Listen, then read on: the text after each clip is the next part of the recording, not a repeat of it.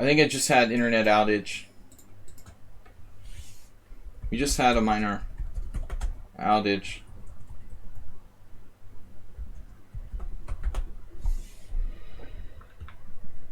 I don't know.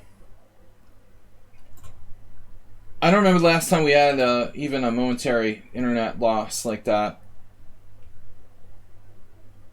No mosquitoes today. Mosquitoes like the cables, though. It's funny that you say that, Move 11. Did I mention that on the stream, that they're always hiding on the cables because they blend in better? Got white room, white walls where I sleep, and they always go to little dark cables and stuff like that. They're hard to hunt down. Anyway, long story short, should black play knight f6 or d6? I don't know. But I noted that the results here are kind of weighted in black's favor. Maybe because nobody plays this crap with white. The number one reason why bad openings score badly is because no one plays them.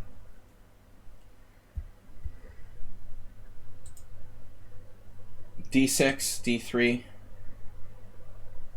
Yeah, it's like knight f3 is some kind of weird Vienna. So now you could theoretically start thinking about knight a5. How do you guys feel about that? That makes me... I'm not big on like knights on the side of the board. But bishops are beautiful things. I lost to somebody in a Vienna. It was someone on sound. No, I remember. But a different line. Someone on sound was visiting the other day on the stream. There's Rogic again. So knight a5 possible. Princess chess went more principled with knight f6. Okay. Bishop g5. Yeah, I mean, this knight again is not really helping white. You know, our main hope would be to play for f4, f5. Can white go knight h4, though? Something like that. Again, Mr. Slohan, thank you for donation. I don't know if you crashed the stream or what. I didn't think so. I think it's just a pure coincidence.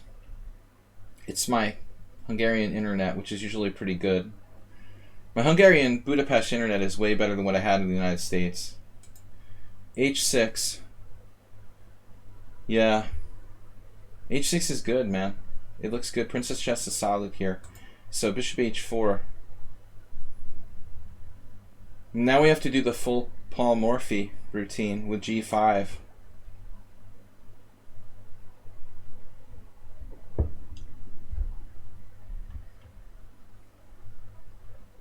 I mean, this is a little like a Nimzo. If you promise me that bishop will never come back in the game, then g5 is justified. But I understand that Princess Chess might be reluctant to play such a move. In general, g5 is normally not a good idea. But this can be powerful in the Joko piano, and this hybrid that is almost like a Vienna. Position is very closed. The bishop cannot get back in the game unless white somehow achieves like d4.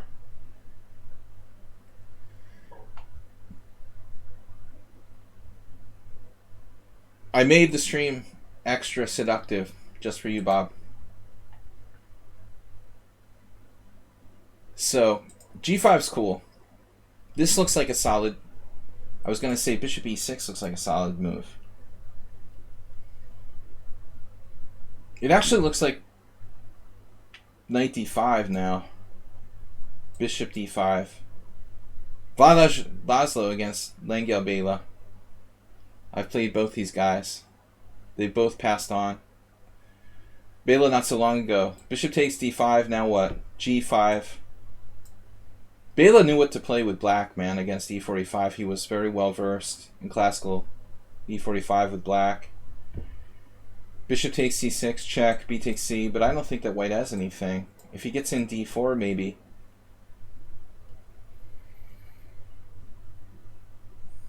For example, like bishop e6 looks like an interesting move.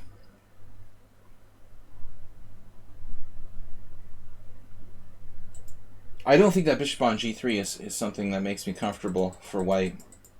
So g5, very interesting idea.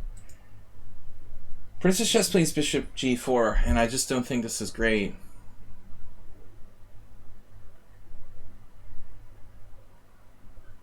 I've talked about this a lot, but we generally don't want to give up our white square bishop, so this is purely a bluff. Both these guys played bishop takes f3. I don't see a problem with bishop e6. Just admit you made a mistake and go back. Here the thing looks like it's out of play. Now we both have like ridiculous bishops, but if white plays g4,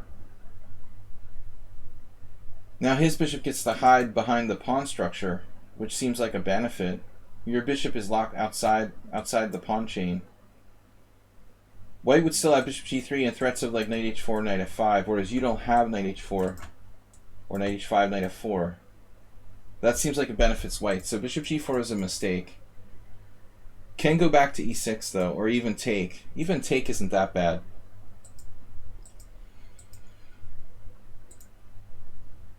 So I'm going to guess that g4 is the best move.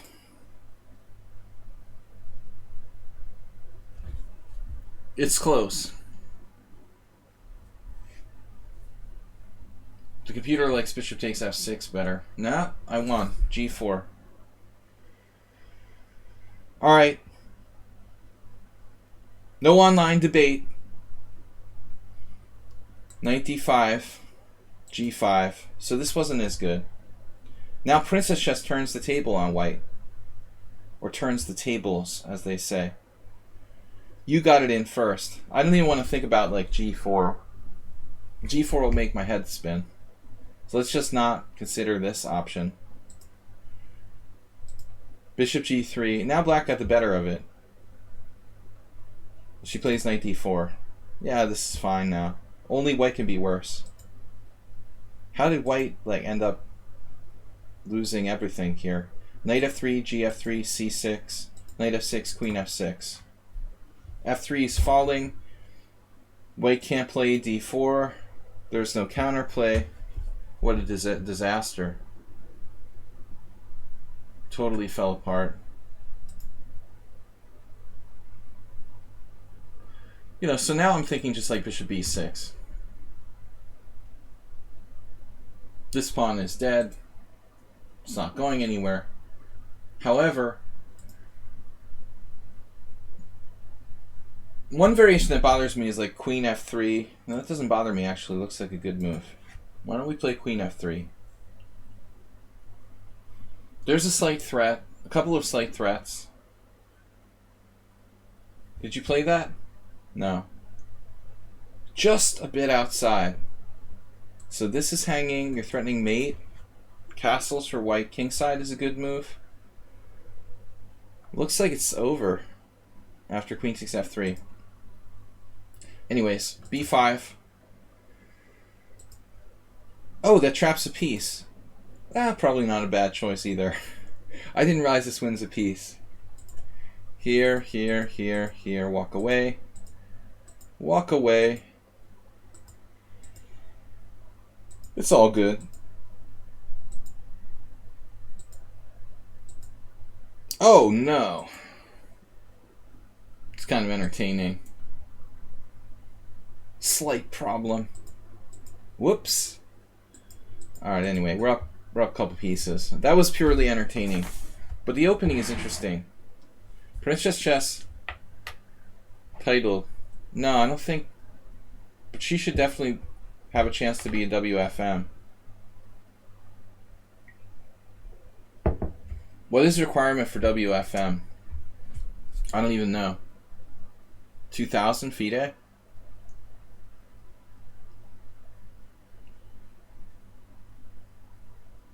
No, it's got to be maximum 2,000. I think she just doesn't play enough. She'd have a chance at it. She works, plays enough. B5. Her opening repertoire is not really good enough. That's probably her biggest problem. All right. So we had a massive donation from Mr. Slow, 10 gift subs. This was the game from a 3-0 game. 2100 versus 2100. Alright, what are we doing? Move 11 is up next. Subscribers can give games can submit games for analysis. Subscribers to the stream only. It's 2100 FIDE. Are you serious? How's that possible, Mr. Coffee? How is like Botez a women FIDE master then? There's no way that Botez was ever 2100 FIDE. Give me a break. She's a WFM. I guess you get it for some girls tournaments. Like they give it away really, really lightly. Yeah, there's other qualifications. Some like national girls championship or exactly. So that's interesting. That's pretty tough. 2100. They give it away for candy. All right. Give it away for candy. I'm getting worse and worse at English the longer I live in like Eastern Europe. I just start like picking up other people's like grammatical mistakes and stuff. Chessmurph64. I like the positive thinking. But 1875 USCF, 1750-ish FIDE. Yeah, in general it's about 100 points. There should be around 75 at least, on average. FIDE giving away titles lightly. If you pay your money, they'll give you anything. I don't think Anna Rudolph was ever 2400 FIDE, but mysteriously, she's a men's IM. She only got to like 2393 or something like that. But maybe she made it between tournaments. I'm just starting like random conspiracy theories. Alright. Anyway, I'd love to create like new conspiracy theories. No, seriously, they can give you a title if there's some minor infraction, like your rating was just a little too low. There can be exceptions for certain players if they pay enough money to the World Chess Federation. Alright, move 11. Titles, though, sometimes they let it slide. Some minor thing. You're missing a couple points. Just pay Asmai Parashvili. Make your check out to Asmai Parashvili. So seriously, move 11. Where is it? Sorry, I'm getting a little confused. It's been a long life. Move 11, move 11, move 11. Move 11. Do I hear move 11? I guess I went back too far. There it is. Is that it? Move 11 must have a submission here. I'm submitting this last game in the study for Thursday. Alright, we talked about this.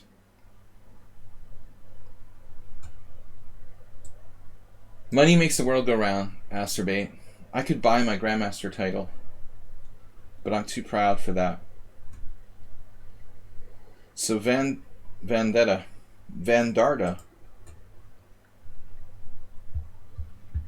So we'll buy some viewers for the stream. That seems to be trending. So Vandarda against move 11. Move 11's a big sandbagger. So what's the time control here? This is a long game? Wow. It's a 5+8 rated rapid game. E4, C5, Bishop C4. Face palm. I'm gonna start calling this London System East. You know? It's ridiculous, like how many people play this crap. Do not play Bishop C4 on move 2 with white against the Sicilian. It is not E4, E5. This is not really great, okay? I think they think they're playing the London system, but they forgot. They got it disoriented, experiencing mild dizziness, and you think it's on the other side. Everybody plays this. It's ridiculous. Is there some secret YouTuber out there like promoting the Bodler attack for the last like 10 years? Why does everybody play this? When I grew up, nobody played Bishop C4 on move 2. Alright, E6. Easy to get a bad position. And now move 11 played F4. I'm sorry, his opponent played F4. Sorry, move 11. This is the correct game, move 11. I hope I'm analyzing the correct game. It's the last one, he said, right? Yeah, so guys remember Saul? Saul would have done something like f4. This guy, Chichak Slavko, he's a good player. He's like the only good player who plays this crap with white. Queen e2. There is this other guy I don't know. Rashik. But he doesn't do too well with it. Anyways, Queen e2 is the only move that makes any sense to try to stop d5. But f4 doesn't stop d5. Kapling. So that's like, at the very least, a free tempo. And honestly, I think with white here, I might play bishop e5 check if I have to make a move. Doesn't it make most sense to play bishop e5 check? You don't give up your center. The problem with this move is that you're trading your e4 pawn for an e6 pawn. That has to benefit black. You know, I almost want to play knight f6. It's just going too far, though. I mean, you can't do this. You know, this is just, unfortunately, no. So, I mean, it's got to be bishop e5 check. It's the only move that makes sense. Takes favors black. Now you have a strong pawn. White doesn't have a center. Your bishop is open. Still check is probably the best move. Now black just has everything. But as I've said many times on my stream, the downside of this, even though black is better, is that there's a limited amount of stuff you can do when the position is like totally symmetrical with the structure. So 4 pawns against 4 pawns on the queen side, 3 against 3 on the king side. The only factor here that really makes black clearly better is the f pawn move. If white could take that back, he would take it back. Take it back. Take it back. I told you to take it back. But he doesn't take it back. He's not allowed to take it back. Played f4. Stupid. It's weakening. Alright, knight f6, knight f3, knight c6, castle. Now bishop d6. You're following some random game here, move 11. And then d3. So white has what looks like a really stupid bird's opening, where you like got in e5 and traded on f4 or something. Castles, and now h3. More pawn weaknesses. I'd like to see like Botvinnik play black here against some random master.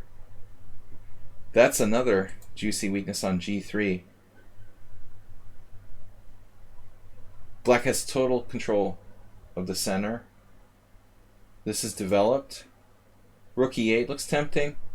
Here move 11 made kind of a weird move. I mean, bishop d7.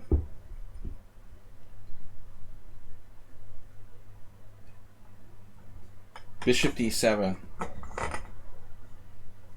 Just call Saul. So bishop d7 is not very macho. I played a lot of sort of Dutches. It's a little like a reverse Dutch, bird's opening. I feel like maybe black doesn't benefit a lot from this. Perhaps like queen c7.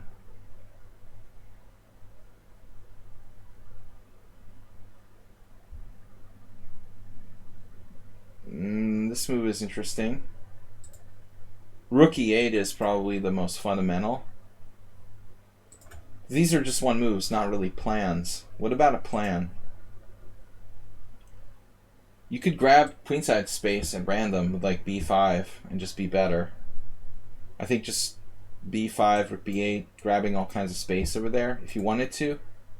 Yeah, I mean b6, bishop b7, I'm a little turned off by it. But I don't know why, what it is. I mean, could white play like d4 or something at some point? I don't know what it is about b6. I'm not that excited. But yeah, it's probably okay. Let's say like b6, c3. And if we play bishop b7, I guess I'm kind of concerned that he can change the structure to a sort of stone wall where our bishop isn't necessarily that good. The boulder attack. Burglar.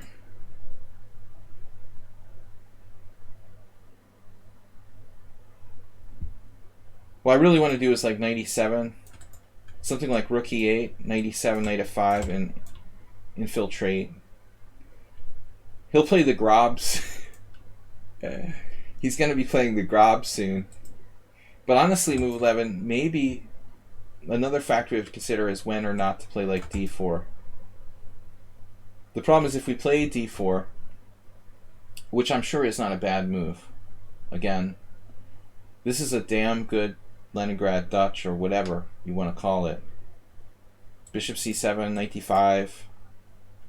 Even the e5 square isn't forever, because you can eventually play like f6. I think that d4 is interesting. Someone suggested the obvious knight h5.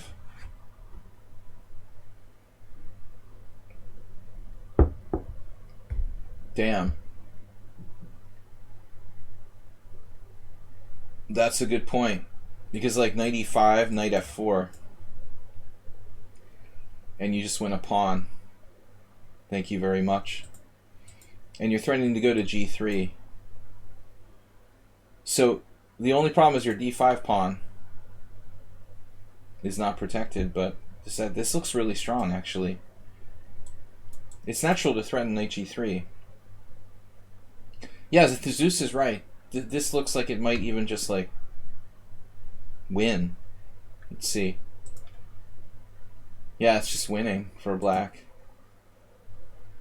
Like, the position is fundamentally awful for white to begin with. But h3 makes it clearly worse. Knight h5 is the best move. Alright. It's funny, after knight e5, the computer suggested knight g3, not even knight takes f4. Oh, not a mere pawn. White is better. Well, I think that's better than bishop d7. Move 11 is playing white in a Leningrad Dutch. I don't think he's that comfortable being an e4 player here with black. I call it the Leningrad, but I don't know what to call it. You know, the bishop's on e7. h3 is almost like a fianchetto. It's the Leningrad's sort of slower brother. b3, queen c7. I don't want to watch anymore move 11. Do I have to watch the rest of this movie? It's like that first guy. He's got the back rank thing going on. If there was another rank behind his back rank, he would be on it. Like, I'm seriously. He would be there. If he could retreat anymore off the board, he would totally be all over it. This is ridiculous. So now knight d4. I mean, obviously, like, this is really tempting, trying to get that extra piece. Knight d4 is not bad. Rook a e8 is not bad. Any rook to e8 is not bad. My only fear is that he could potentially, like, maybe simplify a little bit, get something survivable. I recommended b5 earlier. Certainly not a bad idea. This is a bizarre move, bishop g4. But he does have this. Yeah, I'm not sure I would chase him. I still feel like you should occupy the e file here. What about h5? I would start to think tactically based on c2. Do we have anything? Oh, is that your point? You have some sort of trick? Like, now you could do b4. Once you trick him. Still not that clear though, because he's going to have knight takes d4. I would just play like rook e8 in a blitz game. But again, my only concern is that he's able to trade pieces. And he's trading pieces here.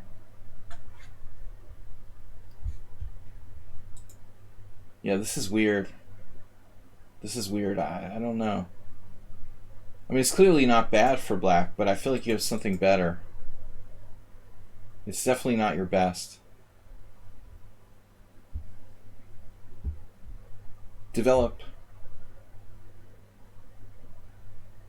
I mean, even b5 is a little slow, but he had to do something. This is unbelievable. I mean, black should be winning here. Just rook e8. It's like plus 3.3 after rook e8. But you're not up any material. It's ridiculous. Plus 3.5 according to Stockfish. Exaggerated evaluation. But it's plus 3.5 based on strategic considerations alone. White's so screwed up. It's like a matter of time till something bad happens. White is not really playing chess. Bishop g4, b4 here. You might have helped a little bit, and 96 is like awkward. This is a bit awkward. Did he even need to play that? I mean, this is protected. f4 is protected. He didn't need to play g3. And now rook e8 finally. But where's your knight going? I don't like the knight going to e6. So now you take.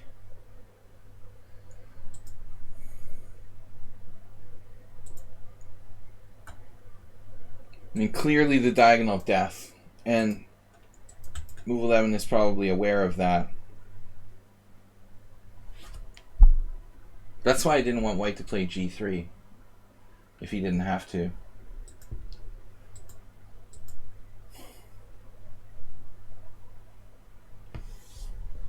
Pretty hard to defend the diagonal of death. Rook g1 or rook f2. I mean, I'm not sure.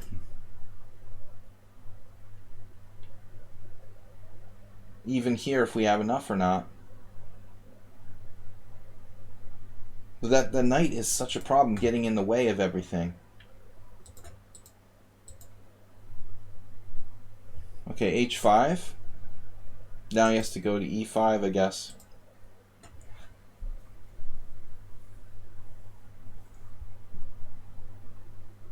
I still don't see how you're breaking through. You're going to have like bishop e5 and then what? This doesn't seem right. Queen c5. Why queen c5? What about just like bishop b8? I guess our bigger problem is what are we doing on knight e5? Optically it looks good for black, but there's no, guaranteed win. We can't go knight g5. And we can't get our pieces in. So bishop b8 is best, according to the engine. I'm trying not to use it here. I feel like black is still winning, but again, it's like the stupid knight in the way of everything. But this seems weird. Now your queen is off the diagonal, not really cooperating. And then walked into bishop a3. Feels like it just like spiraled out of control. All of a sudden, like white's rook is working, his rook is defending, his queen is okay, the knight isn't that bad. This knight might get back in the game. He sort of slimed his way to a playable position. And then knight e5. Do you have some kind of combinations here? I mean, h4 has got to be a good move. But do you have some kind of combinations with knight takes f4? Yeah, of course. So he plays this first. But now knight g5 might be coming in. You can take. You could also wait. I was possibly thinking you could play something like queen c7. If g4, knight g5 might be interesting. But you're probably better off taking here. Opening his king. And now what?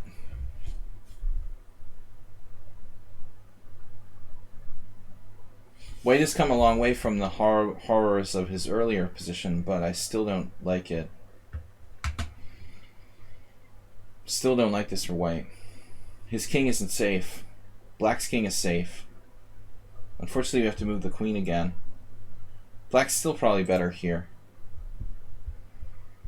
Computer doesn't agree. He thinks that white is okay now. So queen c5, rook a5. Oh no. That didn't help.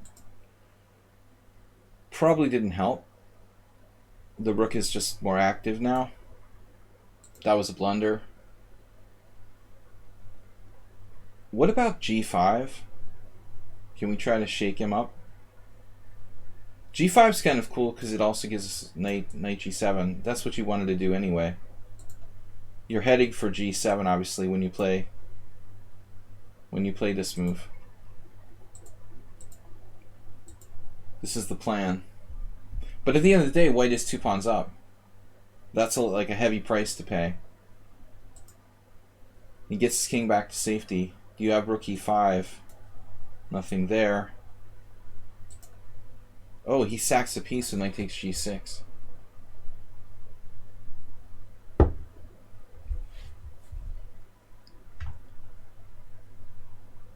That's unpleasant. And if you take, you're mated immediately.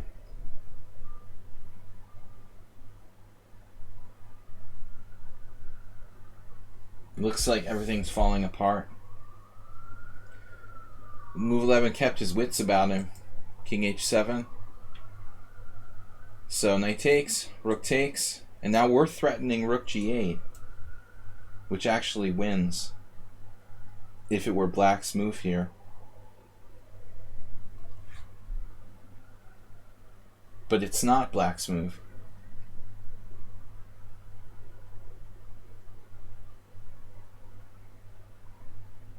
For example, rook g2, giving back the exchange. You may be able to fish a draw here, but I mean you're 3 pawns down, I doubt it. So rook g2 looks like a problem. Possibly queen g2.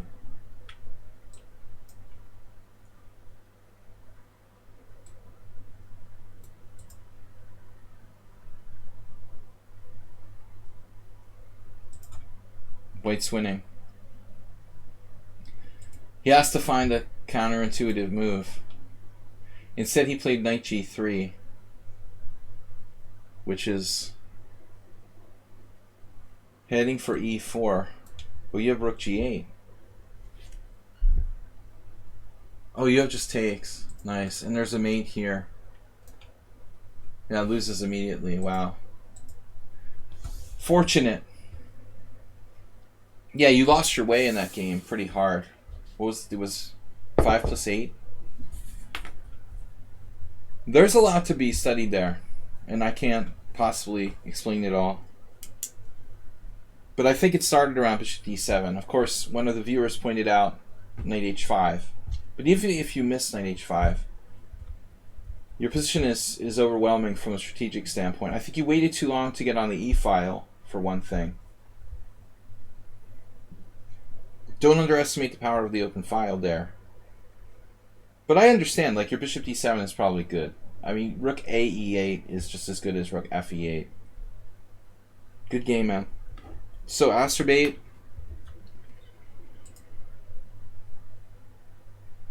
Asterbait, where is your game?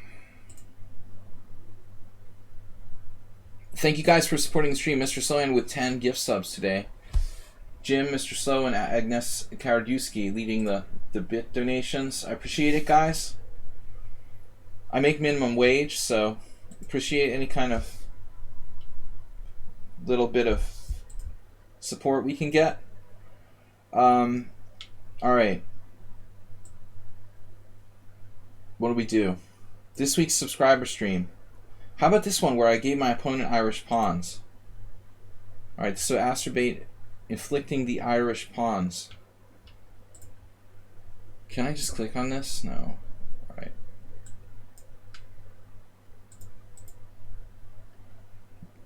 Should have chosen a good one. We'll make it interesting. Wow, Astrobate, 2 inaccuracies, 39 cents upon loss. Terrible game, man. So knight f3.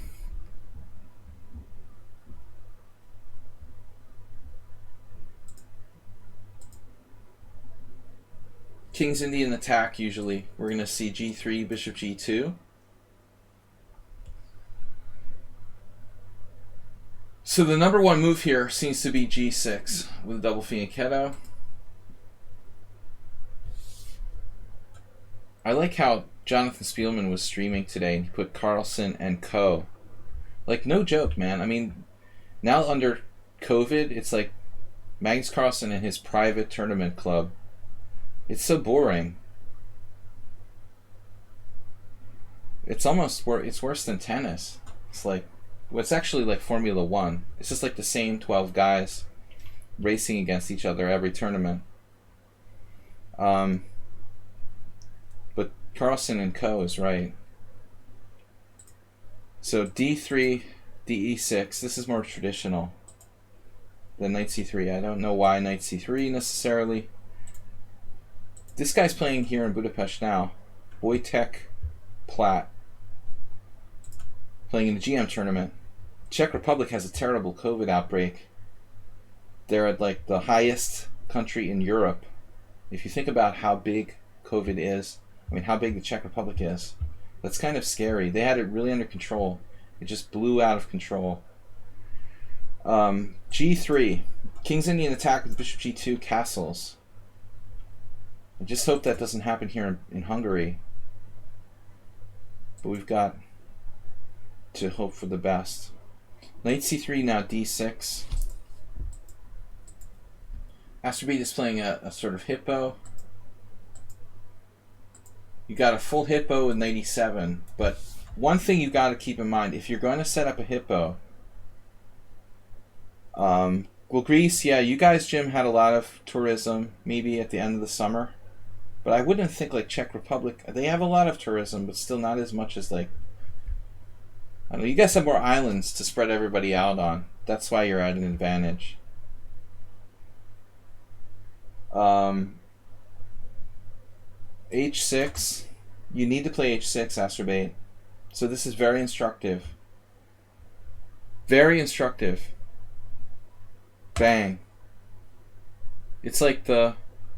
Talk more about hippos. World's most dangerous animal. Astrobate sets up the hippo, but he can't allow bishop h6. How could you allow bishop h6, Astrobate? What an idiot to allow bishop h6 here.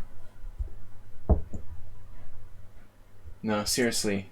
I'm just kidding, man. You know I'm just kidding. We know you didn't really allow bishop h6. The point is, if white makes a normal move, like a4 or whatever, you probably want to, well, not probably, okay, take it from me, you have to play a6.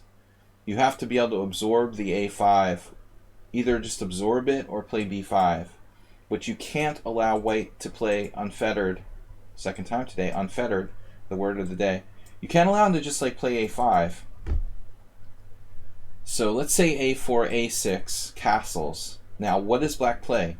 Not knight e7 because of bishop h6. This is important. We don't really want to allow that. It's not as bad if white is castled. Let's say a more dangerous move. Let's say white plays h4 and you play knight e7. Now you're really screwed because of bishop h6 and the strong attacking theme of h5. Now if you castle, you're castling to like a ready-made attack for white. This can be very, very dangerous, of course. Connection here with h6. We're getting mated in a lot of variations. h7 is undefended by anything but the king. But Astrobate's opponent played a bullet move. The bullet pre-move, sorry. Bishop h6. Astrobate, good job spotting it. Yeah, I mean, this game wasn't the best submission. You do just win a clear piece. What's his rating? He's only a 1488. Astrobate submits a win against a 1488. with a clear piece. You're sadistic, man. Bishop takes h6. I knew this guy who used to do that in Blitz and in Bullet, right? They would play bishop h6. That's a common Bullet trick. He did it in Over the Board Bullet, which is even more disturbing. But it gets on a secret when you like reach out your hand and like go bishop h6 in Over the Board Bullet, dropping your bishop. So we've still got some more games left. Camelix. I don't know. I don't think so because the list is still a few more games. We'll see about the time. We have time at the end. But it's basically for subscribers to the stream. So you're supposed to be a subscriber to have a game analysis. F5 now. Has to be kind of risky, but I'll let you go. Since you're up a clear piece. I would take with the knight here. Not that knight. It's like, damn, why can't I go there? Using all kinds of profanity today. Knight takes f5.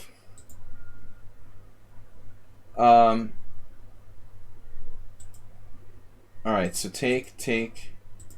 I would take with the knight. The real knight. So g takes is a little riskier. You have a weakness here.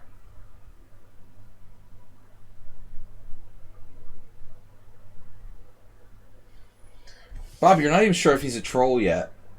Then you're going to gift him a sub. You should only gift him a sub if you're sure he's a troll.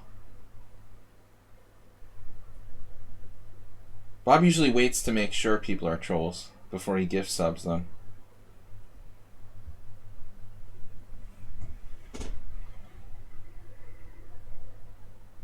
Now we wish we had played knight takes f5. Sir Bade, there's a little problem there. Be careful. I was thinking maybe knight f8 and walk over. We'll walk away. Is that like a Johnny Cash song or something? Are there any sort of country songs we can sing while we walk away to d7? Not really a fan of country music, but I like Johnny Cash. King d7. Because on c5 he can hit your knight. See? b4. Ta-da! The defender is attacked. Luckily you can counterattack. Ta-da! e5. Brilliant. Now if you get checked, are you heading for f8 or d7? I don't think that white... Actually you have knight g6, but... Like for example, bishop h5 check, you don't want to do knight g6 because of knight f5. Well, you can't. I mean, you just lose. So it would probably be this. You know, you may actually be safer on d7 because you have a lot of pawns in the vicinity, almost like a central castle.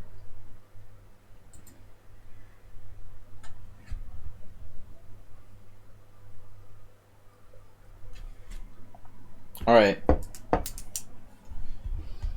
Camel. Pending gift sub. Let's see. So what happened? e5, b takes c5, e takes d4. Bishop h5 check. Now knight g6, no problem. Now you can castle.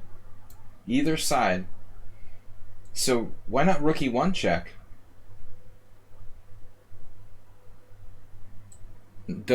Not true. On the list. What list? Knight g6, knight e2. Asterbate, did you think you couldn't castle? I think Asterbate was trying to castle queenside. Here, castles queenside. Nice, you have a lot of pawns to protect you. Damn, he had knight f5. Asterbate walked right into this. Oof. Knight f5.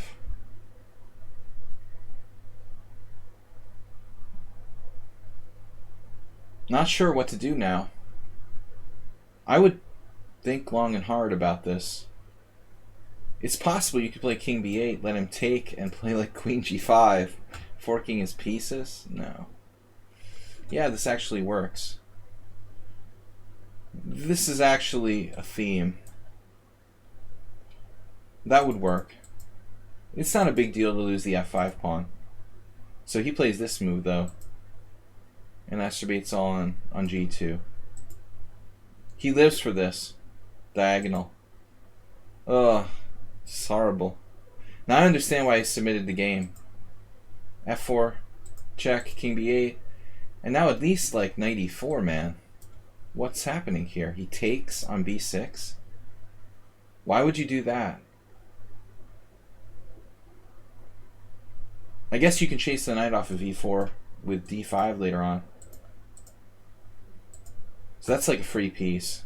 He can't give you that. He has to play knight e4. But ultimately you could keep your knight defended and then chase him away with d5.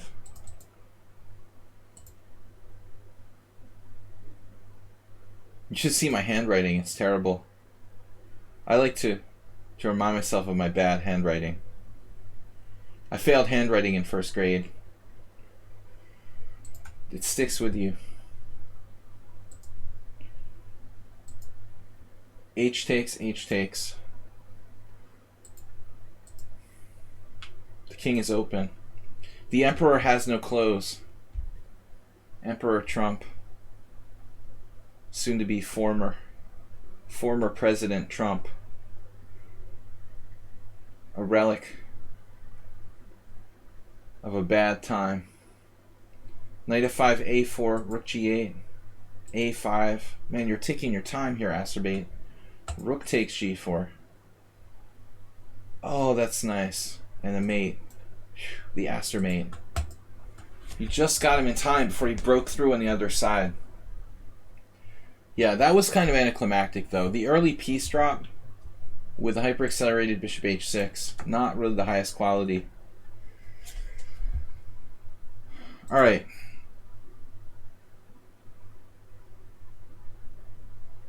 So you sent me stuttering. Ogamias, the Lithuanian. Can you send me a what is that called? Whatever.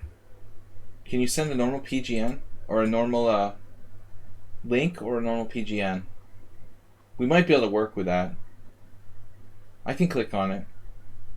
It might work. It might just be a position. Are you sending me a position?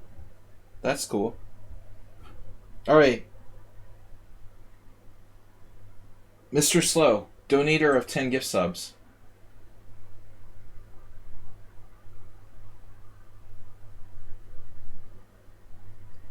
We're not ready for that yet. There's still games, Mr. Slow. Donator of our first 10 gift subs today. The first 10. Not too late, I have a game in the last Swiss tournament for days. Game analysis. A little bit dull and technical. I specialize in dull and technical. Welcome to the stream, guys. Don't forget to tell your friends. If you find my stream instructive, please share. It's free to watch. We need more viewers. There's more and more competition from non-instructive chess streamers I have to battle with. So appreciate your support. It's hard to weed out the bad ones to get to me. Anyway, okay, Mr. Slow is playing what? White here against the Caro Khan. E4, C6, knight f3. What is this?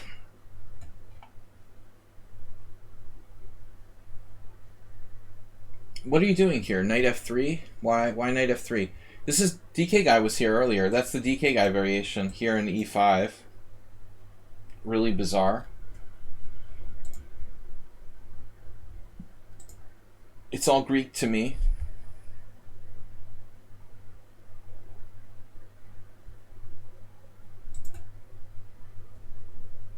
Okay. Knight f3. I don't know why. Why is Mr. Slow playing this? I mean, I think if you want to play the two knights, Caro, it doesn't matter which knight you deploy at this stage. Probably we should play the other knight first, then knight f3. on bishop g4. Number 4 said that white should play h3 here. It was Angry Blitz. Drunk English. Knight f3 d5. Alright, whatever. So, not really a great variation. The only move here that really has any independent value is the Bobby Fischer mineral bath line with knight e5.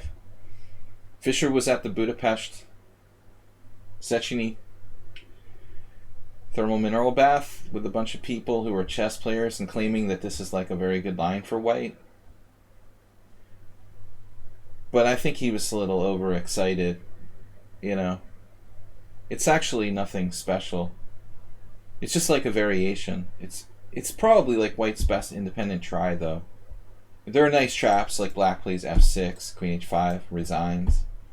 That always helps.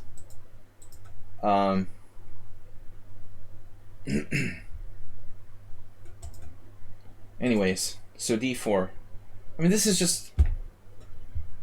I typically will often play bishop g4 here. It's like a slightly inaccurate move order for white. Your opponent actually did it, bishop g4, because most people would just ignore it and play like knight f6 or knight c6, letting you transpose some kind of Panov. Objectively, you should probably play c4. It's the best move. I wish I could remember who you're talking about, Asterdate. Yeah, of course. What's his name? The Michigan governor, like the current Michigan governor. You're thinking of someone else. Bishop g4. Bishop e2. Okay, Mr. Slow just plays like he's black. He's playing black in the Queen's Gambit. Jesse Ventura. Astrobate's still back in 1998. But Jesse Ventura is still around, right? He's still around. I mean, he's still involved a little bit in politics, or what? I thought I saw a reference to him a while back.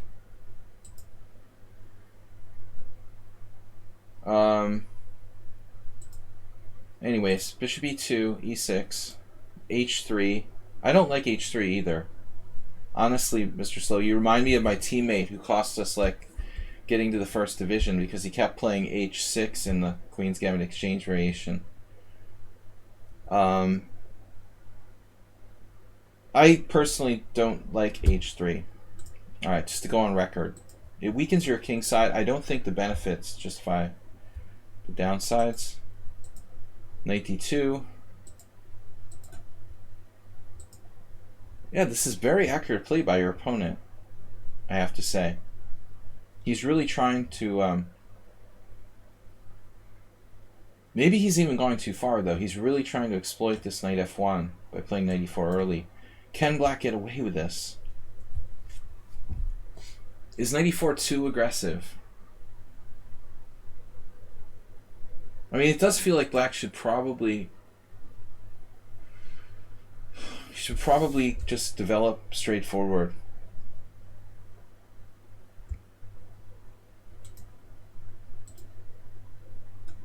But I don't think it can be bad. Knight e4. This is really a weird move, Mr. Slow. Because c1 is weak. I mean, yeah. c2. f2, b2, whatever. b2, I can't even talk. I don't know what's wrong with me. I guess I'm just tired. I had one beer, and it's like I had the effect of 5. One beer, and I don't know what square I'm talking about. I swear to God, I had just one beer. Officer. Bishop f4. Queen b6, threatening b2.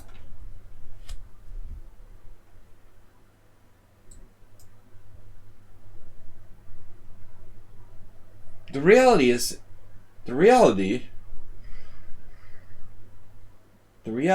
like white probably has to play queen c1 and then drop a pawn. What does white do here?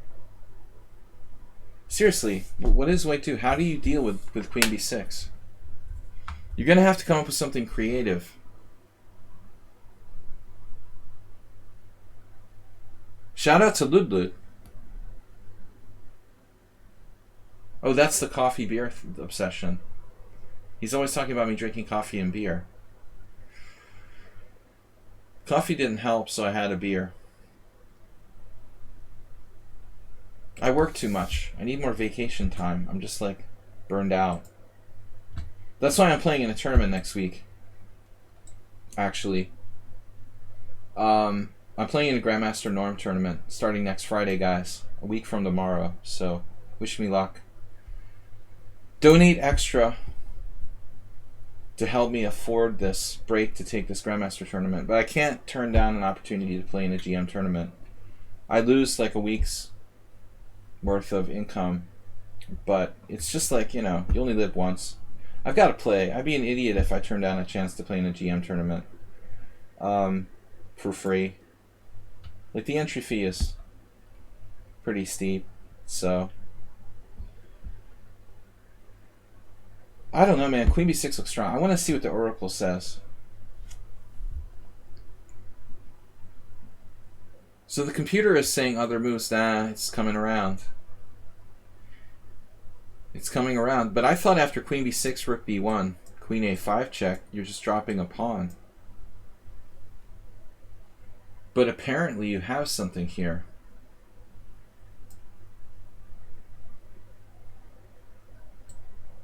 I know it takes a gutty player to play Queen takes a2. Gutty. Gutsy. Man, what is wrong with me today? The only Grandmaster you know? What does that mean? You know. Like, you personally know him? Jim? You guys hang out and drink Kool-Aid together?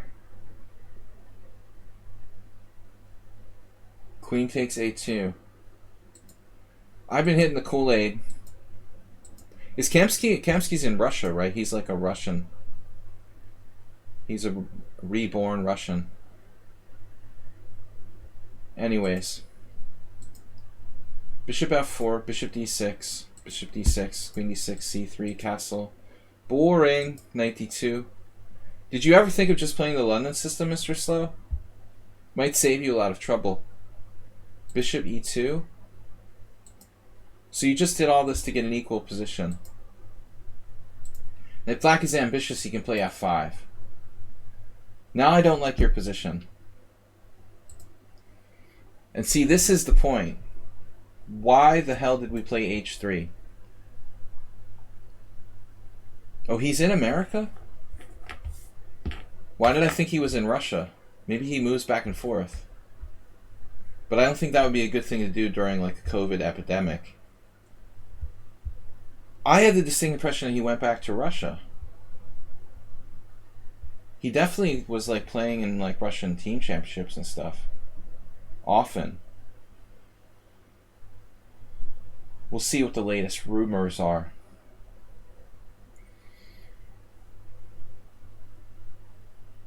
He can tell me how Vladimir's vaccine is. But, would you rather take a Putin vaccine or a Trump vaccine? Survey says. Want to take a poll? We should have a poll on stream.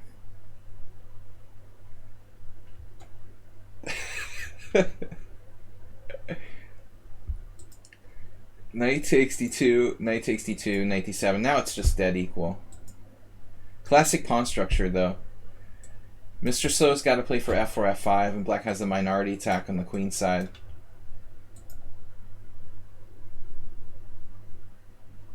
What is black doing with knight f6? You've got to ask yourself, do ancient aliens really exist?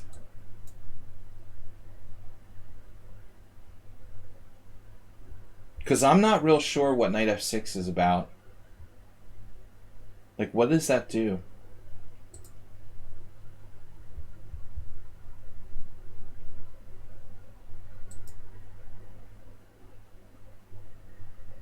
Rook c8 also. I mean, if anything, we play like rook b8 and we try to push b5, b4. Rook c8 doesn't do anything. I'm thinking that maybe Mr. Slow screwed up, though. You should seriously consider rook a e1, because this is your golden, the golden opportunity. But I wish you hadn't played h3. Here. Now you played a4 just to, like, defend. You hinted, you told him what his plan should be. You're like, hey, dude, you're supposed to be playing a minority attack. And the other guy was like, what? What's a minority attack? That's ridiculous. Like, Mr. Slow was, like, announcing what his best plan was. He's like, hey, man, you should play for b5. What does the guy do? He plays a5. He thinks, like, White's trying to play a5 or something. Oh, I better stop him. It's kind of funny. I'm in a really sarcastic mood tonight. But that's why Mr. Slow left his rook on a1. He's just playing a kind of defensive style in this game. a4, a5, queen b5, very safe. Tom, welcome to the stream. You're supposed to be playing on the other side, Mr. Slow. There's h6. Black clearly has no plan. At least White has a plan. Speaking of Kamsky, you know, there's something a little Kamsky-esque about. Is that just coincidence, or is it me? Something a little Kamsky-esque about Mr. Slowhand's approach here. Kamsky loves to do like a4, stuff like that. Black is a little restricted. Totally unconventional play by White, though. He's playing on Black's stronger sort of side. Black made a series of stupid moves. Knight f6, h6, rook c8, a5. So like 4 bad moves in a row with no plan whatsoever. And White is slowly zoning in. Now he's like targeted b6, fixed the weakness, coming in with knight e5. Mr. Slow knows what he's doing. Black has no plan. And then knight e5. That's it. You know, now Black's totally tied down.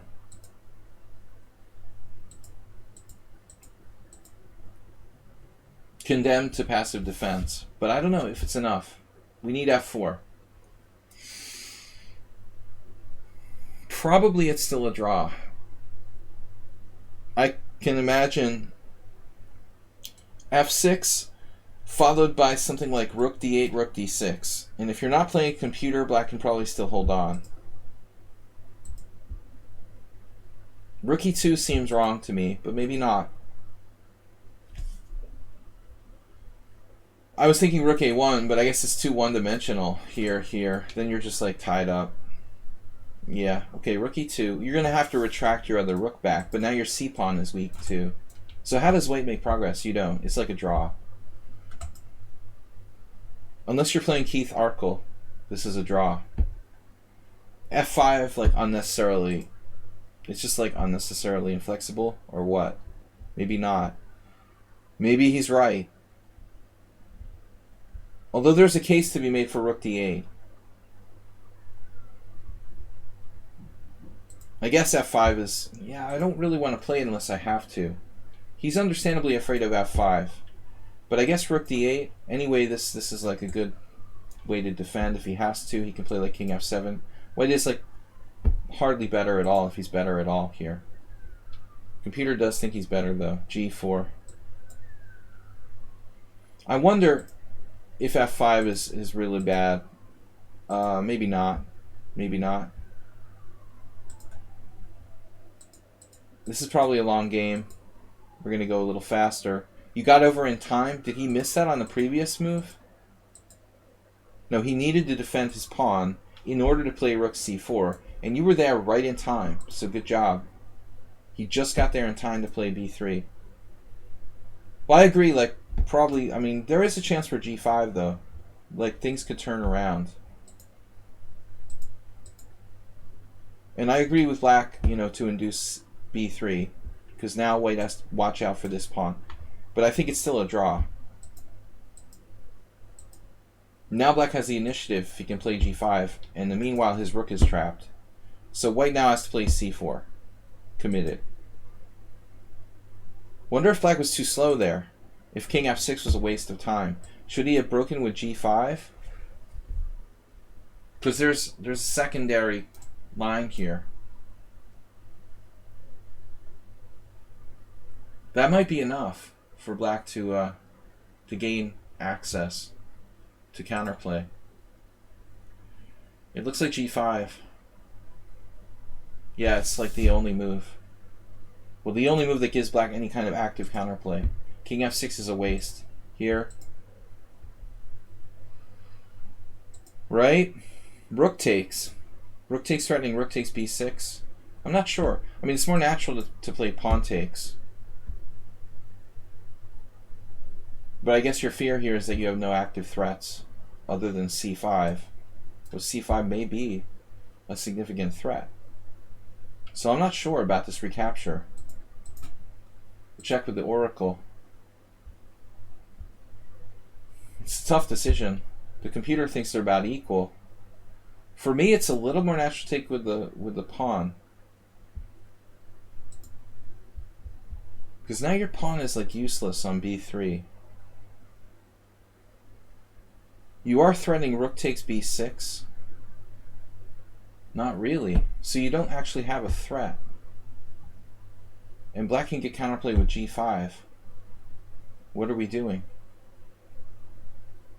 He did the horrible rook takes c4, which is like resigning.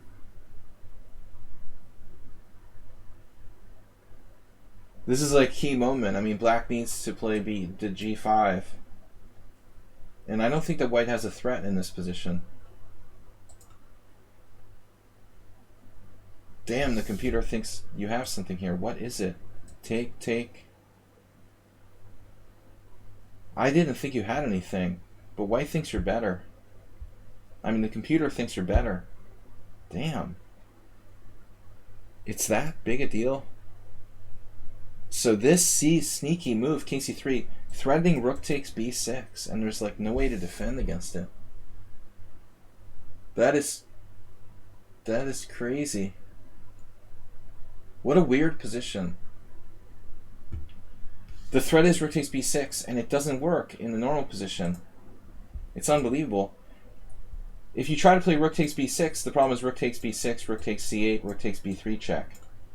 And king c3 defends it. So it's amazing. It looks like white has nothing. I would have been like, oh, I'm fine. And then all of a sudden, king c3, and you're threatening rook takes b6, and black like doesn't have a move. It's unbelievable. I would have thought I was completely fine here. That's crazy, and there's no way to like avoid losing that pawn. Instructive and very unusual position. It doesn't seem like Mr. So should have enough to be winning. Like slightly better king, more active rook on b5, target on b6, but objectively, black is just like tied down. But he played this. This is horrible. You know, now white's just gonna like make a pass pawn with c5. I really thought you would play c5 here. You played d5 instead. Perhaps.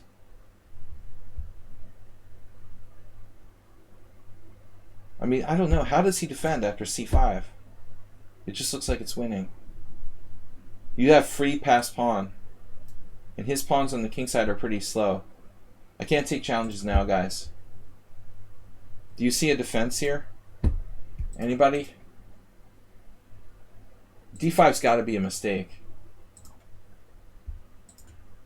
Because rook d6. And now your rook is awkward as well.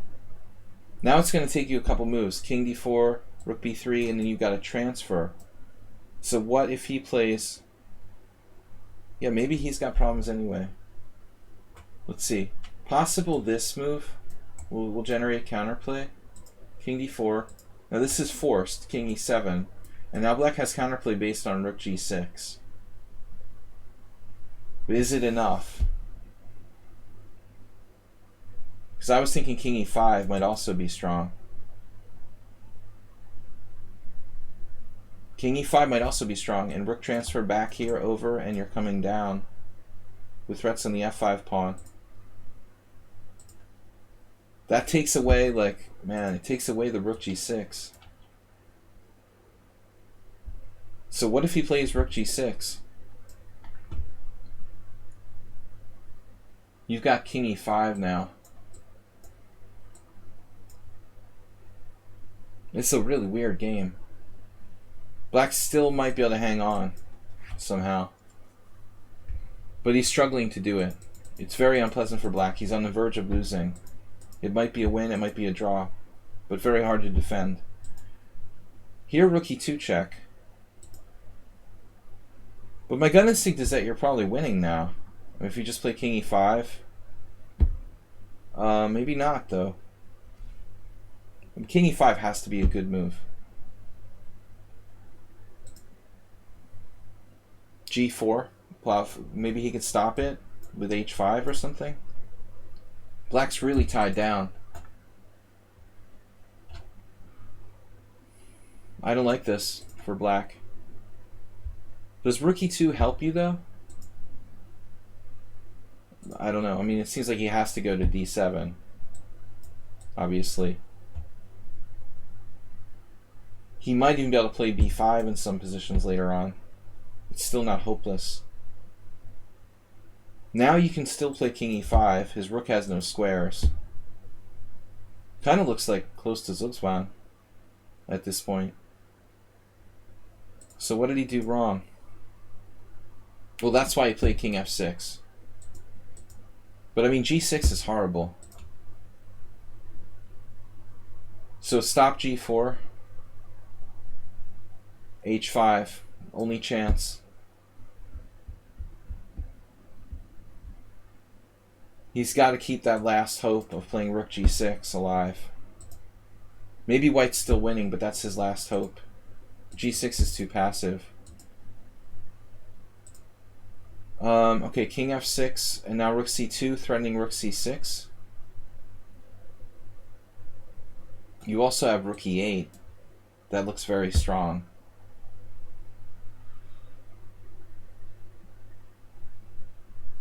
But you could think about other stuff. Maybe h4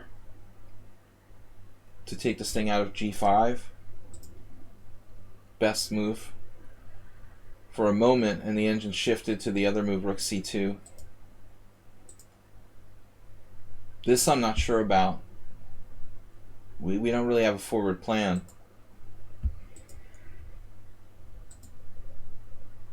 g4 seems weird. Black should try to exchange pawns, I guess. Maybe h5?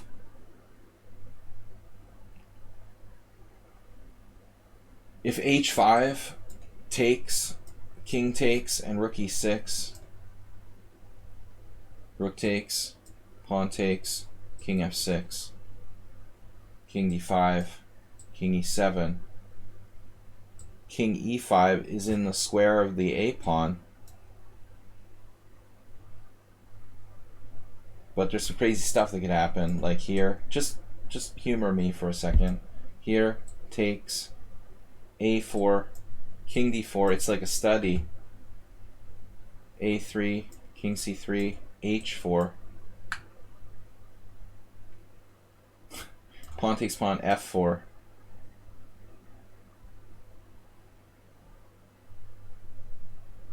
But I feel like now b6, f3, b7, f2. You guys want to continue with this because this is really getting confusing. That's a draw, apparently. That's a really messed up king and pawn game. But I guess it goes to show that black still has chances to survive here. I don't know about g4. Now black has no counterplay.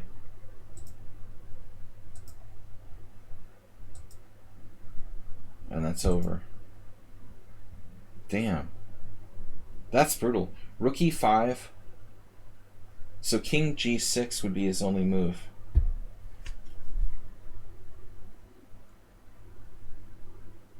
But this king and pawn game is not like the others.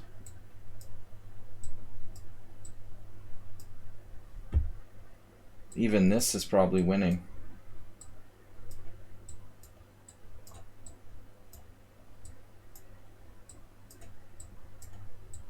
and a5. And I think it's over. I suspect it's over after a5.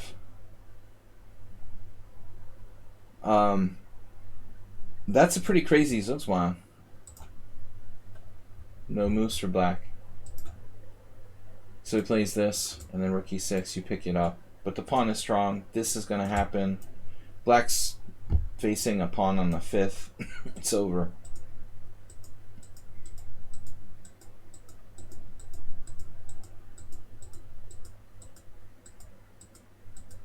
Three connected pass pawns on the king side. Anyway, for completeness, I will show you the end of the game. To do respect to our supporter, Mr. Slow. And this is a cute move, but not really changing the result. Bit of an awkward end to the game here. The rook is strangely boxed in. Rook g7. This will do it. Now black resign. That was kind of mean. Now he can check you 100 times. He'll come back. Alright, torturing the enemy. That was a good game, though. Very instructive. I think that black had chances to draw, but it wasn't easy. So Astrobait's done. Mr. is done. Now we got the last two new guys who submitted games. Did you get a gift sub recently? Camelex? Rating on Bob's gift sub. Did you get a bag of shrooms yet?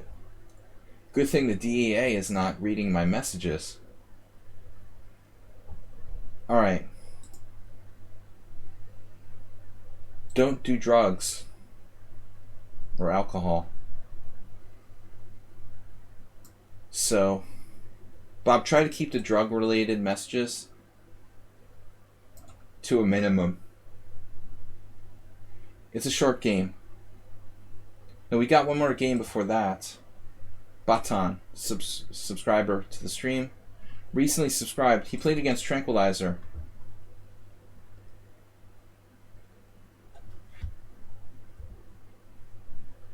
What is this? Batan is black. Alright, it's Pierce. This is Grandmaster Levente Vita playing white, who I've faced in numerous tournament games 4 or 5 times. e4, d6. I know that he's a lot more unpleasant to play with black than he is with white. I have done both, and I tell you, he's much more difficult when he's white. A little shaky with black. e4, d6, d4. Knight f6, knight c3, g6. Knight f3. Classical Pierce. Interesting. It's a good question. I never considered playing the Pierce against Vita Levente. But I almost never play the Pierce on the tournament level since I was young. Mr. Slohan, thanks for the donation. 667. It's extra sarcastic commenting today. One beer had a very strange effect. Is he a solid player? Not really. Well, no. I mean, no. He's more and more loose with black than he is with white. With white, he's like solid aggressive. Straight up aggressive. With black, he like does kind of dubious stuff sometimes. Or at least he used to. His King's Indians, he would play risky stuff. But with white, he's like really well prepared. But I never stopped to think about what he played against the Pierce. He plays a c3 Sicilian and like Tarash French with white. Pretty systematic with the white pieces. Okay, so this makes sense. Bishop g7, bishop e2. I think this is much more dangerous. The 150 attack or whatever. I've played the classical Pierce like all my life, but I don't really think it promises that much for white.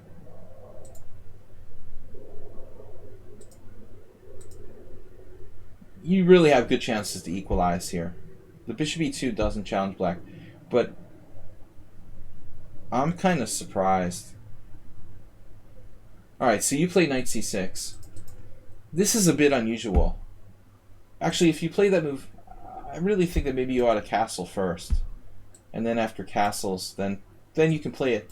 A Serbian IM, Shredojevic, played this against me, and you know who else played this against me?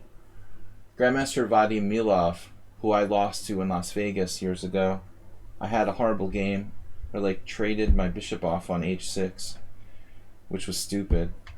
He sacked an exchange and beat me brutally. So I think I have a half point out of 2 with white in this position. But the best move is d5 objectively. I didn't play it against Shredojevic. I didn't play it against either of them. I don't really feel comfortable playing d5 with white. But knight c6 is a cool move. It's an interesting try. d5 is objectively best. I think once I saw Wojtkiewicz lose against Igor Novikov with white, Novikov did something like knight d2, knight c4, and just trashed black spatially. It must have been something like this. Would this make sense? Knight d2? There's no games with this. But I mean, it seems reasonable. White would have a massive space advantage here. Something you just played like a Benoni with a knight on c4. I don't know. Maybe it's not that good. It's an idea. I never thought about it till now. Anyways, a lot of people aren't comfortable playing d5. So they try to transpose. For example, my game with Shredojevic was castles. I played probably bishop e3, and then he played e5, and I just kept attention. But you castled. Levy played d5, but I think you should play knight b8 now. I don't know. It seems like knight b8 is the best move. This is some experimental move. I don't know what that is. This is possible too. I've probably played against this. I always assume this is better for white.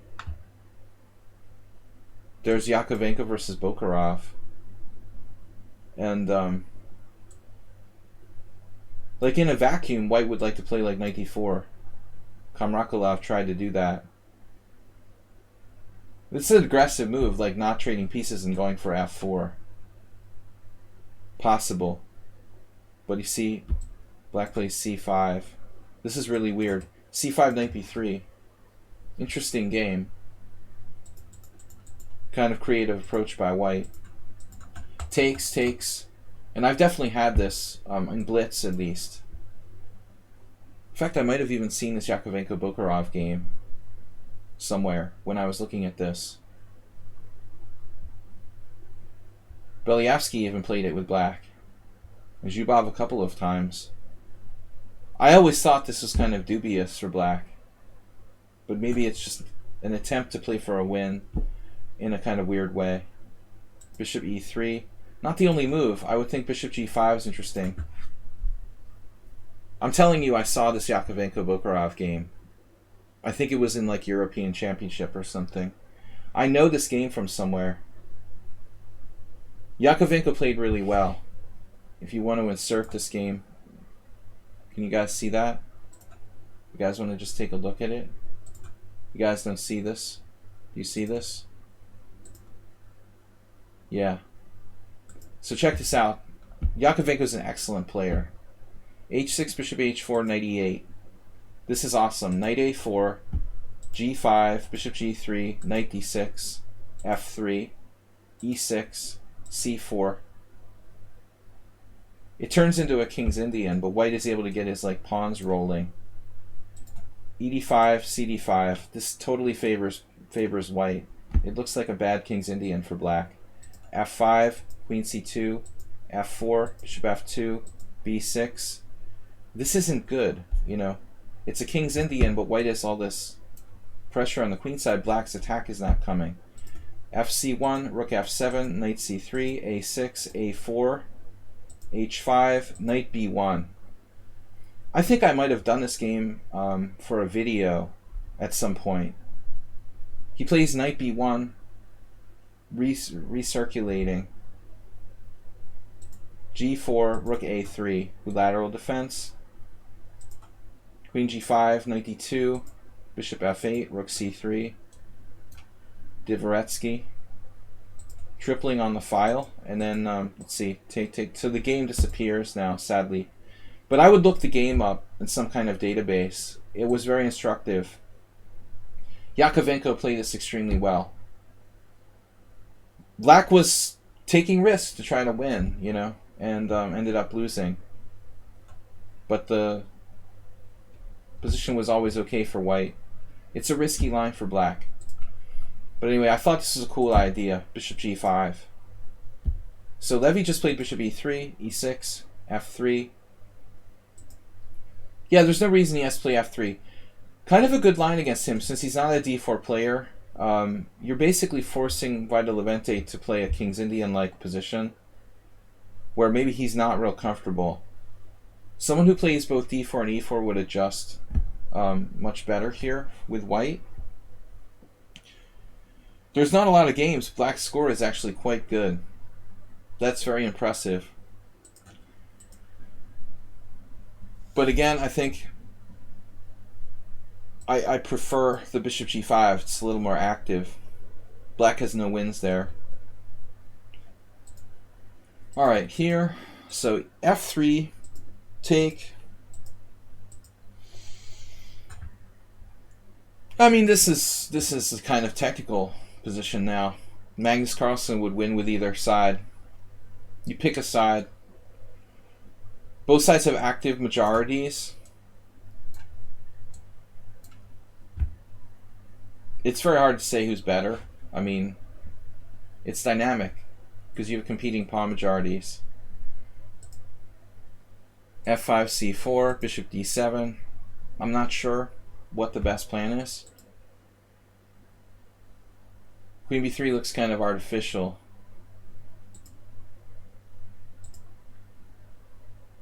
This is an automatic move, king h8. And so queen c2, and now b4 is coming. So you probably want to think about playing a5 now. And I don't think that white is really a lot better. Maybe we can make some other defensive move. Just c5 immediately.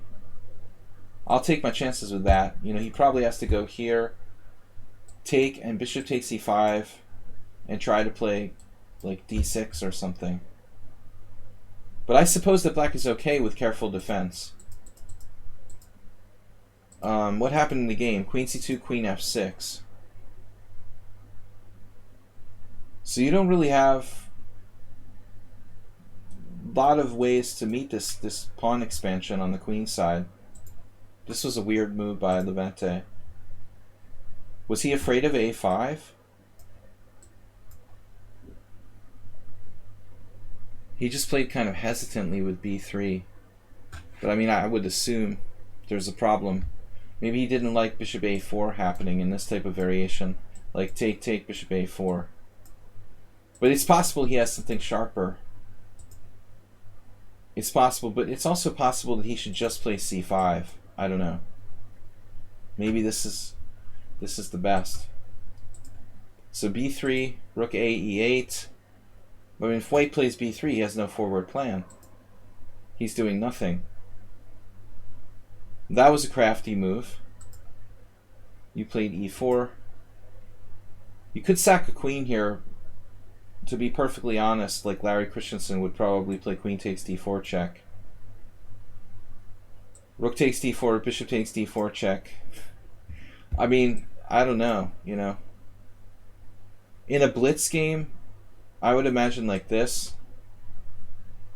I'm not sure that white is better. But it's like risky. Peter doesn't like it. Computer. Alright, so you don't sack your queen. Queen here, take, take. And now white plays rook c1. But black looks solid. I mean, what about e3?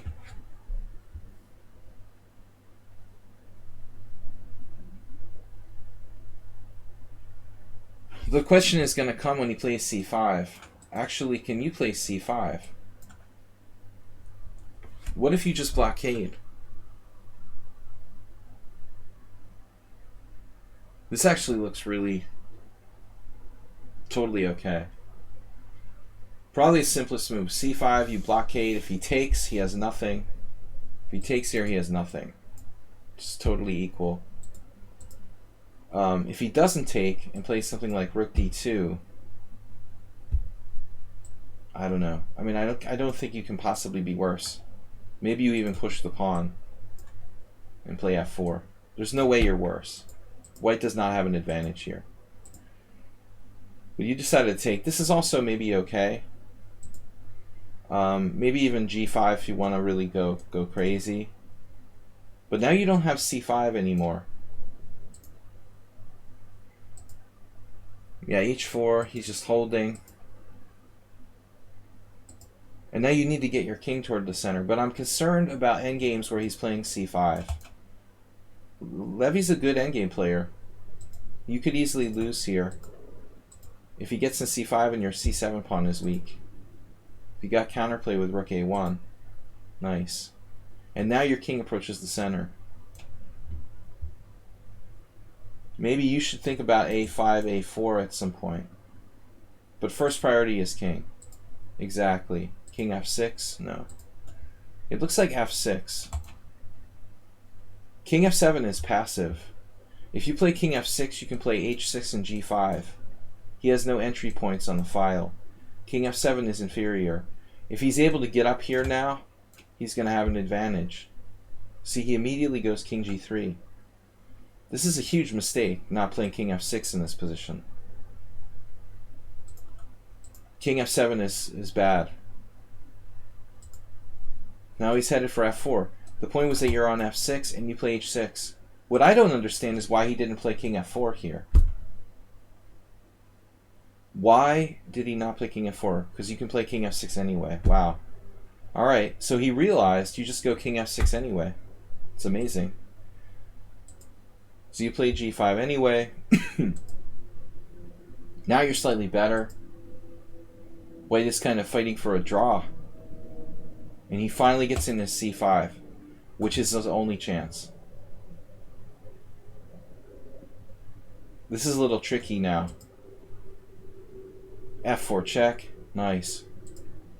And you got G4. Potentially G4, G3 in some positions. So now you blundered. You should just take here on C5. White absolutely has no winning chances. He's fighting for a draw. If he takes this, you have to be better. I mean, I guess I shouldn't say you blundered, but I don't know. I feel like you have to take it. Take, check, King E1. And I mean, you maybe lose C7, but I mean, in this position, King here, takes, King here. Only black can be better in this position. You have a rook on the 7th, your king is centralized. He has 3 isolated pawns on D5, B3, and G2. White is really losing the thread in this position. So takes on C5 was good. This becomes very, very dangerous. He has D6 idea. You bought a tempo. Nice. But it's still dangerous. You might want to consider King E5 instead of King E7. Maybe not. Alright, here. So he finds the only try. Interesting. C7 doesn't work, or does it? C7 would be an interesting move. Yeah, this is 3+2. He fixes the pawns. Damn, that pawn is strong. So I think trading rooks is one move. You probably can't lose, at least, here. You're actually possibly winning, but the pawn might save him.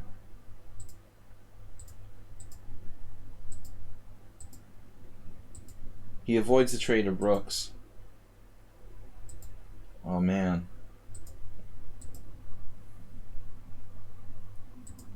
You got to give him credit for like maximizing his practical chances.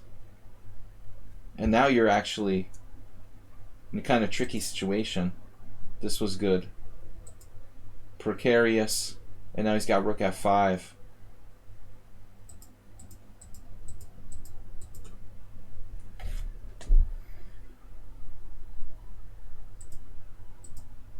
And you're lost.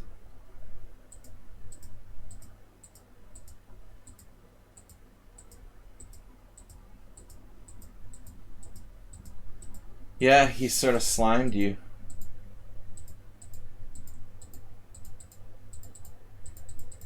Nah. You were probably winning before. But it was a good fight.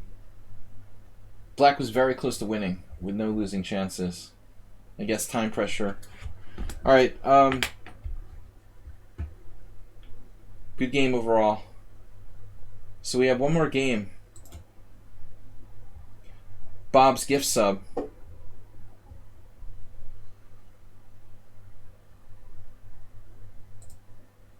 Bob's gift sub. An over the board game from last month or so. So that works. Which color are you?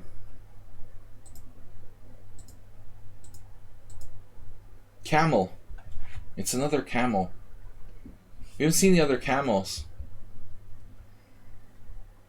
Camel X subscribed to tier 1. How did you do that? You just magically subscribed. Alright. E4, C5, knight f3, D6, D4, CD4, knight D4, knight F6, knight C3. Thank you for the subscription.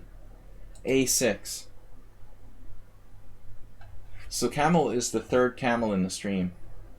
Bishop E2. Popular animal. Our most popular animal. The Najdorf is always tough. Bishop E2 is like a solid line. I mean, this was very popular in the 80s when I was starting out because Karpov used to play it when he was world champion. But in modern times, the Bishop E2 variation is sort of less seen. It's only a Scheveningen if he chooses to play E6. Like the best move for Black objectively, I guess, is E5. But not everyone enjoys playing E5. E5 gives Black more space. And I'm a Scheveningen player, like, for a long time. It's a lot safer for Black to play E5. Trust me. E6, Bishop E3, it's a Scheveningen now. Bishop E7. And then White has like a million variations, which I used to know extremely well. Not so much lately. I gave up playing a Scheveningen probably in like the mid-90s because I got tired of losing. A4 is a good move. That's what you played here. One of many different variations. So if you play the Najdorf, you know how hard E6 systems are. But perhaps it's like a better winning try because you keep more flexibility. A4, okay. So normally if I were Black, I don't know. You know, I didn't normally play A6 early. Not playing the Najdorf. They call the knight C6 like the classical Scheveningen, and A6 is like modern Scheveningen. They have different names. But I would imagine like castles and knight C6 here are the most common moves. Black played queen C7. So the first question is, I mean, can White do something like A5? And the jury is out. You know, I really don't know. I would imagine A5 is a critical test. A5, if knight C6, you go knight B3. And if, you know, Black has to worry about bishop E6, Yakovenko again. He's all over the place. Cool wizard. Very good player. If Black has to worry about bishop E6 or not. Because if he lets you, I would play bishop E6 and drive the queen to B8. Like, say, castles, bishop E6, queen B8, castles, knight d7 and bishop back. Somebody played knight a4 here, but I don't know. I would just bring my bishop back to e3.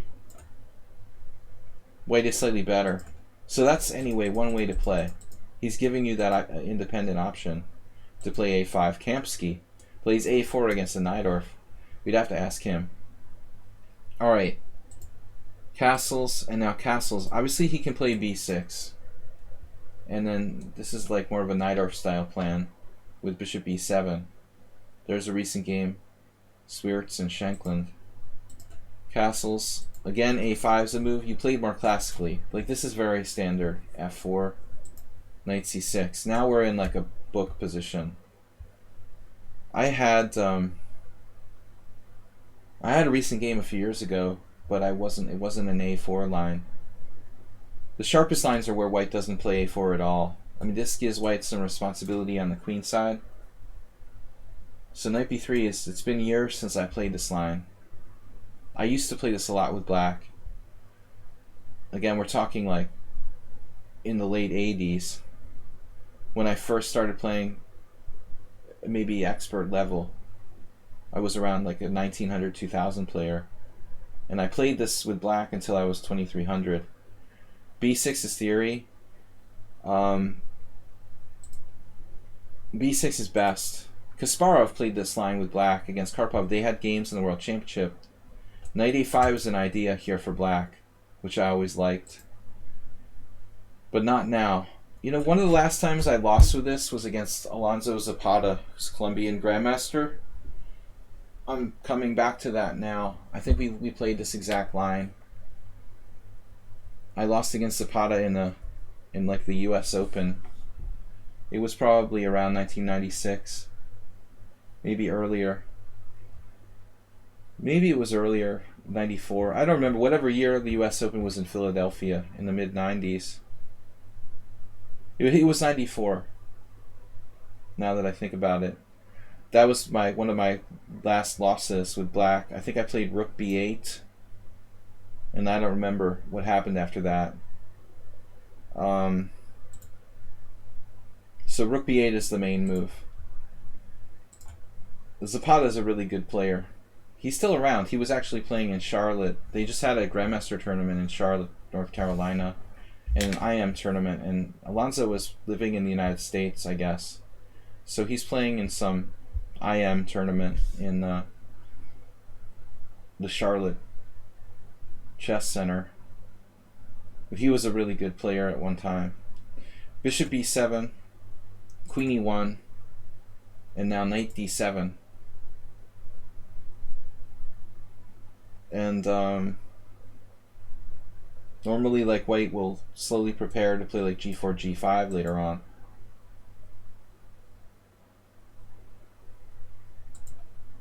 I don't know if you made any sort of mistake here. You know, it looks pretty standard. Bishop f3, bishop e7, slightly unusual. I don't know how to improve white's play.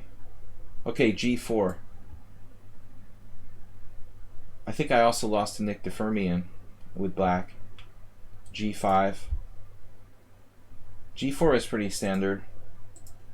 I lost the game with white a while back. Knight d7, knight d4. So knight d4. Knight d4 seems a bit weird. Strategically. But I don't know. Basically, like, you don't want to trade pieces. His knight is a bit of a problem. Should it go to a5, b4? It's getting in the way of the bishop on c6. So I feel like to trade pieces here,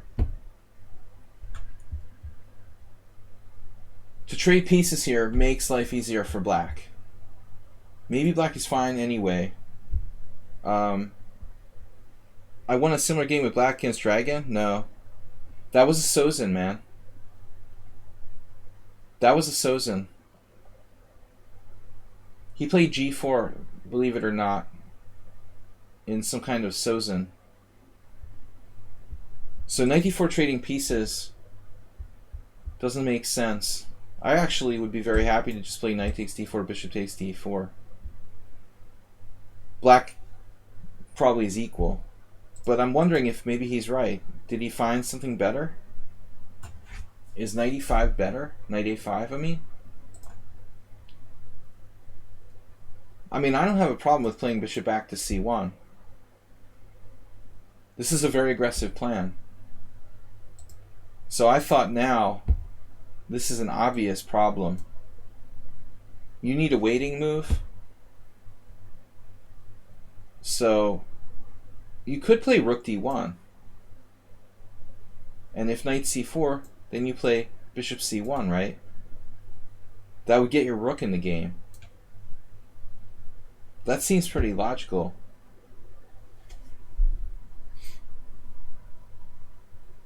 We're going to get the king out of here because this diagonal is dangerous.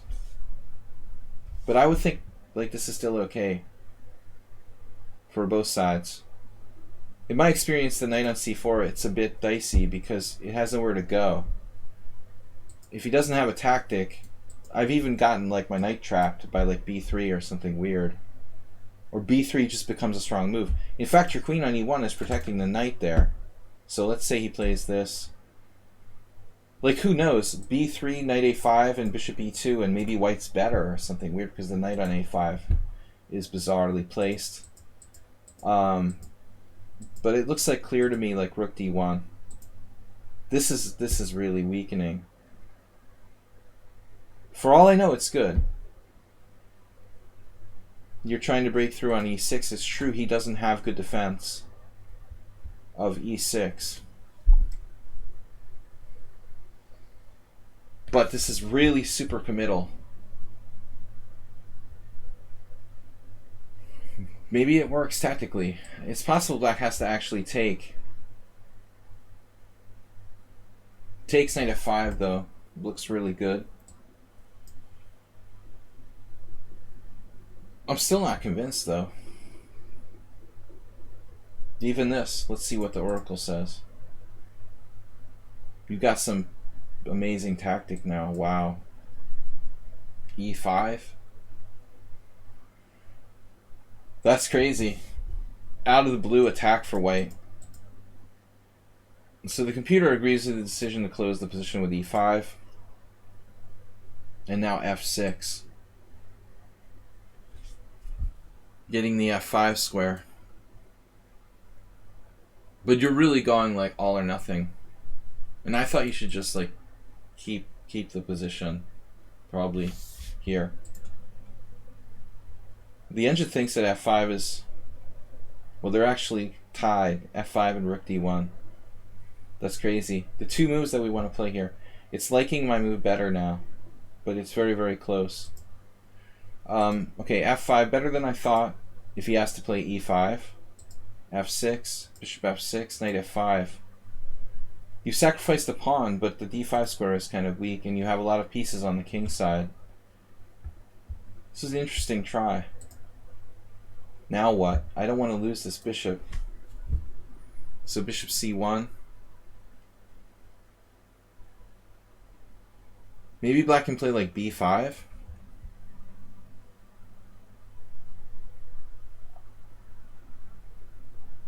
This is what I was talking about. His knight is trapped by b3 now. Well, I mean, you have to go to, he would have to go to a5, but it's kind of a bad square. So what if he plays b5? It's a good try. It looks like it's the best move. I don't think he has to play g6. He's weakening his king side. Check. I lost a game with the knight on g4 a month ago on h6, g4, h6. It's bringing back like horrible memories of losing a winning position. King h8. This knight though is pretty secure. My knight was like attacked. Bishop g4. Clear tactics on the line. It wasn't necessary to play h6. You know, you're not really threatening anything yet. Maybe in another couple moves when you play queen g3.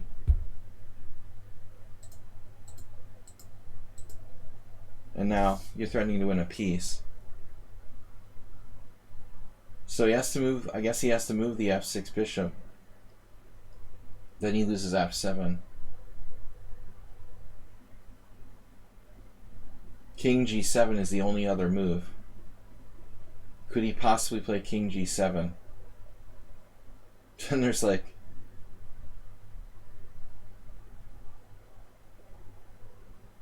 I mean, is this conceivable that you could play this?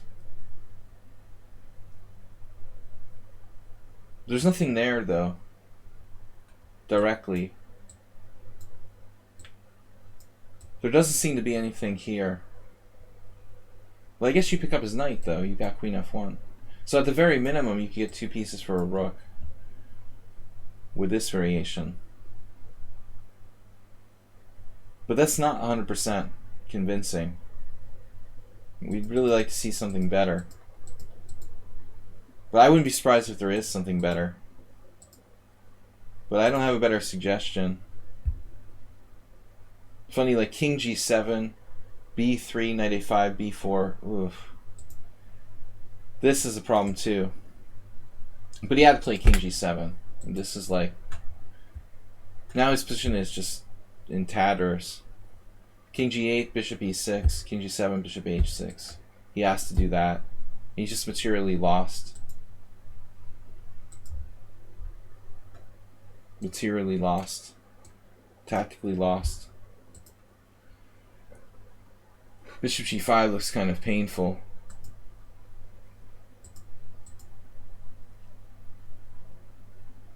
Was that a blunder? I totally missed it. I'm falling asleep. So you had queen takes f6 check here, and you didn't play it? Queen takes f6, bishop f6, rook takes c7. Ouch. Is this winning? I mean, it can't be bad.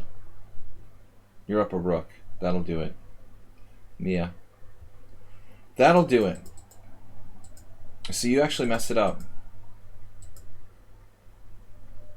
You could have done queen f6 there as well. But still, you're still better. You're just not up a rook in this version. And you have a strong idea of knight e4.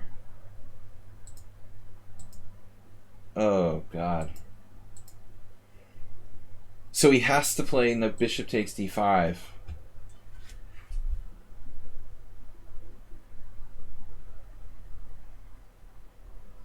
It's like a tactics puzzle. But you're winning. You conveniently had bishop f3, winning his rook on the long diagonal. There's no counterplay. There ain't no counterplay. Yeah, that wasn't a bad game. Wasn't a bad game. Okay, thank you for the game. So guys, we gotta go. Tomorrow morning we're gonna be back with Blitz and Rapid Chess. Thanks everybody for the donations and subscribing. Friday morning, 11 a.m. CST here. We'll see you guys.